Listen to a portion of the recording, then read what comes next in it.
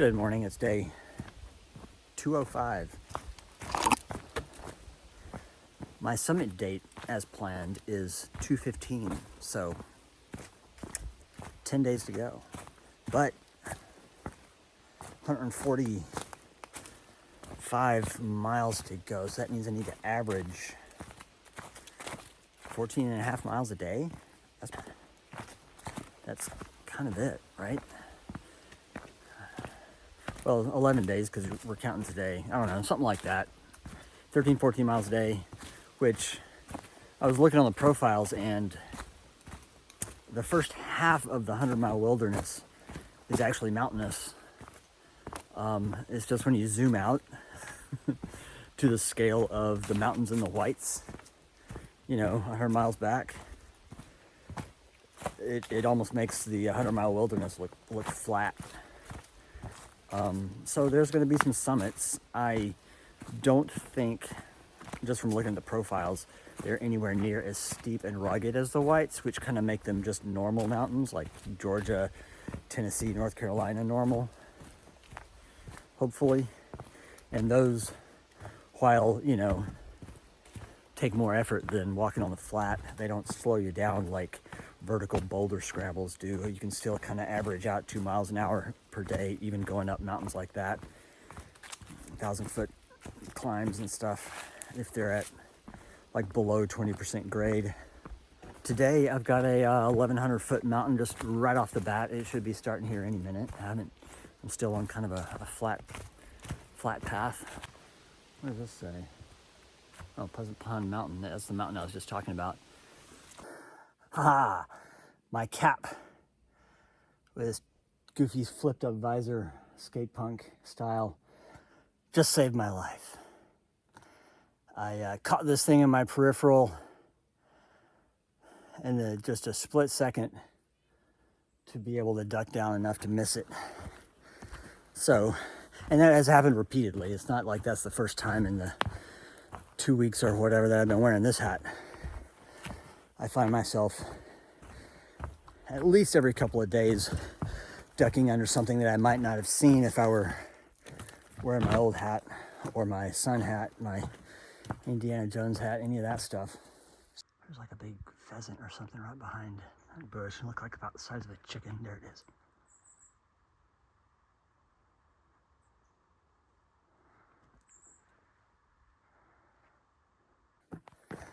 I would hear these large birds on occasion just startle into flight and beating wings and all that, and they're always so quick I could never actually get my eyes on them. I would just like see movement and hear the noise of the wings beating and be amazed how fast they can fly through these trees without hitting anything. Angry squirrels already chattering at me. All right.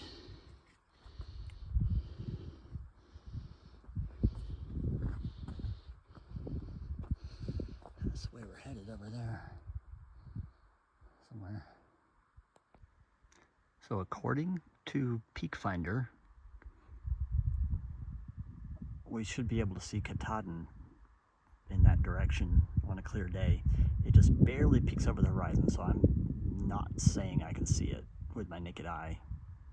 Maybe with a pair of binoculars I could distinguish it from the horizon line, but it's in that central cluster right there in the middle of the view somewhere.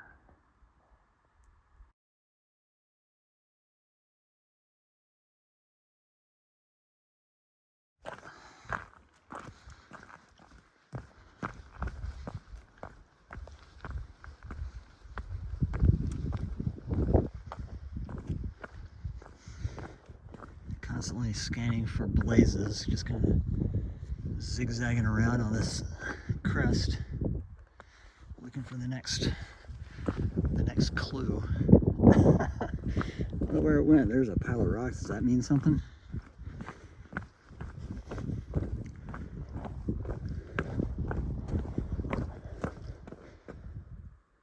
Kind of looks like a path, but I don't see any blazes.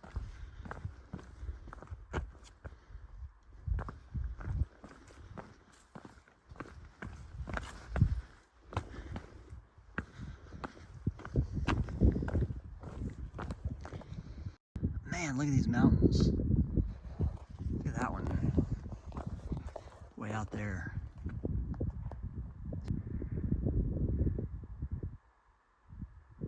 In this vast flat valley in front of us. Mountains beyond. Like a lot of wilderness out here.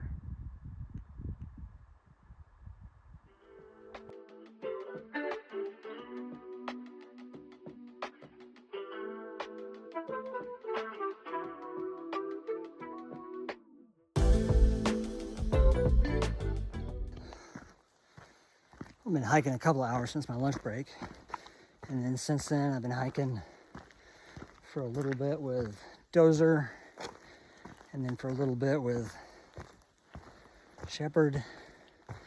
And now Shepherd just decided to stop at that last shelter because he started 6 miles back from where I started.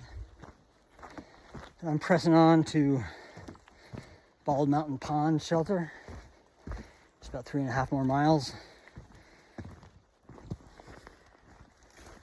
And according to the far out comments, there is a moose and a calf that live near there and come out to use the pond each day, each morning and evening.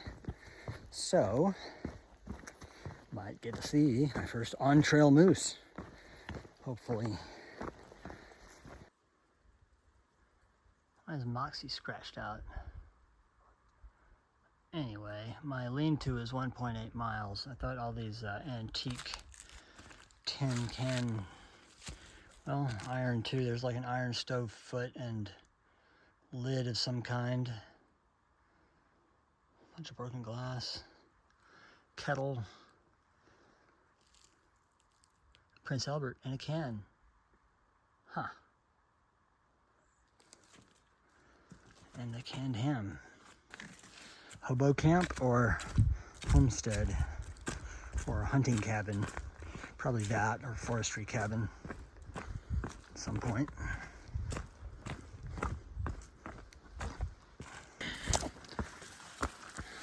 Don't look up, don't look down. No, don't take your eyes off the trail for 1 second. It'll get ya.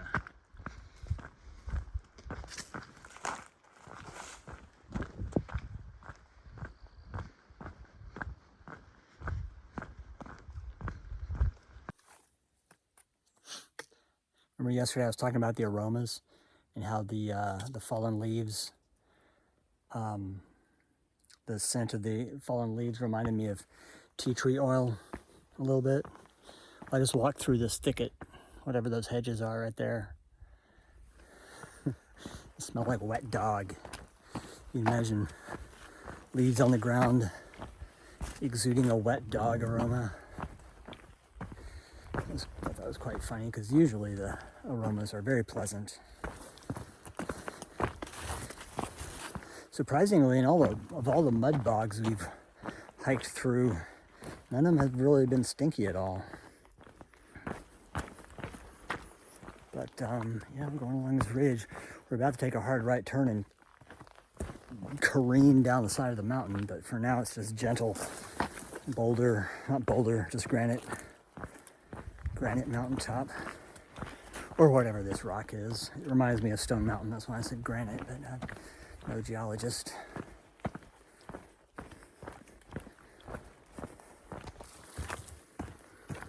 Ah, wet dog. It's kind of a better wet dog now. It's, man, my beard's a character into itself. And starring my beard. Special guest appearance. I should put googly eyes on it. I should push it out of a moving car during the opening credits, like in Police Squad.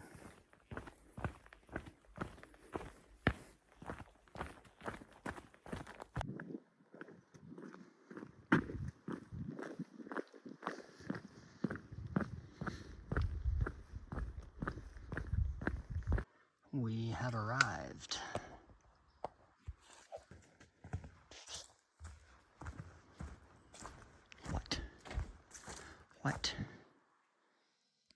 Once again, the first one or only one here. All right, let's find the spot. Hey, at least we've got a picnic table.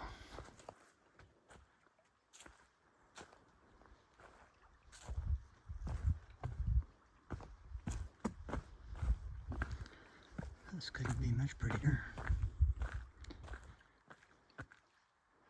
I will admit, when I was coming through the woods and I saw this rock constellation, I thought it was shaped like a moose.